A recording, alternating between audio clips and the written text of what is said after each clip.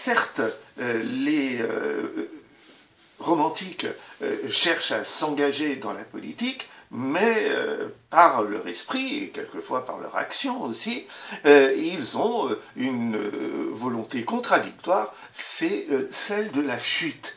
Alors, comment peut-on fuir? Eh bien d'abord, en idéalisant le passé récent, avec Napoléon bien sûr, mais aussi des passés plus lointains, qui offraient aux jeunes gens des possibilités d'héroïsme. Et pour eux, le Moyen-Âge, par exemple, une période très tumultueuse historiquement, ou encore la période du tout début du XVIIe siècle, avec les guerres de religion jusqu'à Henri IV, puis le pouvoir un peu chaotique de Louis XIII, permettent justement de rêver à un passé dans lequel on pouvait accomplir ses rêves de gloire et d'héroïsme.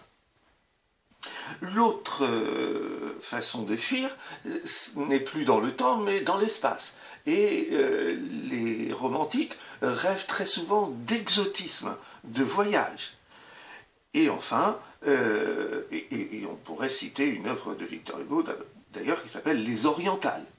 Et enfin, les romantiques sont très attirés par l'au-delà, par tout ce qui est aux limites de la nature, c'est-à-dire le surnaturel, et en cela, ils sont très inspirés des précurseurs du romantisme, que sont les Allemands et les Anglais, et donc les mythes surnaturels, et surtout les histoires un peu surnaturelles de fantômes, de lieux hantés, les intéressent énormément.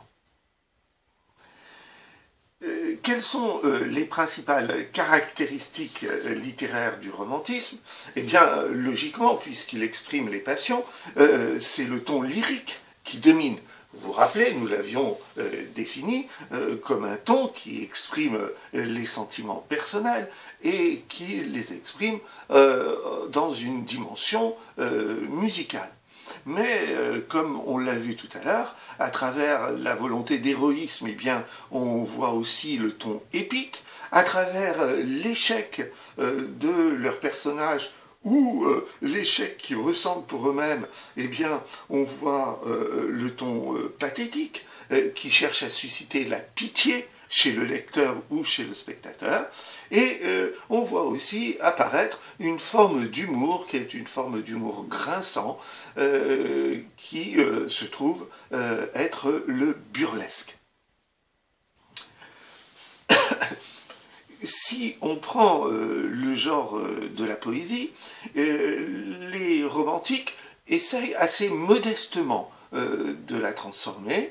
Néanmoins, chez Victor Hugo, par exemple, on trouve des alexandrins qui ne fonctionnent pas tels qu'on les a étudiés, en montrant qu'ils se divisaient en deux mouvements rythmiques qu'on appelle des hémistiches coupés à la césure.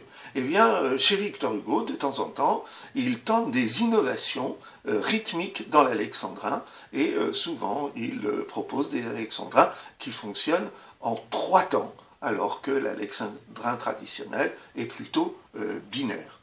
On remarque aussi, au début du XIXe siècle, certaines tentatives pour écrire de la poésie en prose.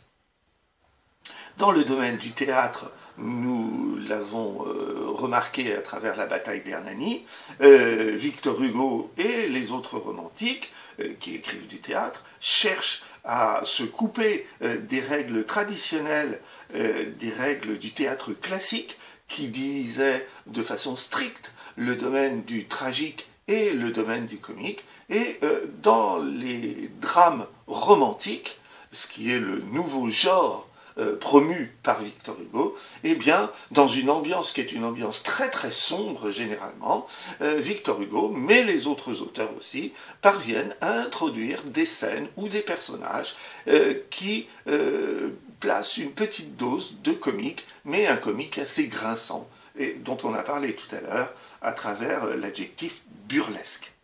Enfin, dans le domaine du roman, il est très remarquable que les romantiques tentent d'inscrire le roman dans l'histoire. Les romans historiques sont très nombreux, et même quand ils sont placés dans l'histoire contemporaine, par exemple avec Victor Hugo dans Les Misérables, eh bien, on sent bien que Victor Hugo parle moins des événements qui se passent à son époque que des événements dans une perspective historique. Et à partir de là, il cherche à donner au roman une dimension morale et une dimension sociale. Donc, souvent, les écrivains romantiques sont des écrivains engagés. Nous l'avons vu puisque nous avions remarqué qu'un grand nombre d'entre eux avaient eu une carrière politique. Enfin, à travers le roman, mais aussi parfois à travers le théâtre, eh bien, il y a toute une réflexion sur l'héroïsme qui est une grande valeur du romantisme, et on pourrait dire que cette idée d'héroïsme, eh bien, Victor Hugo l'a presque dans ses gènes, puisque je vous rappelle que le père de Victor Hugo était lui-même un général de Napoléon, et donc cela fait le lien entre Victor Hugo lui-même et le héros qu'il admire par-dessus tout, c'est-à-dire Napoléon Ier, évidemment, hein, par opposition à Napoléon III qu'il déteste.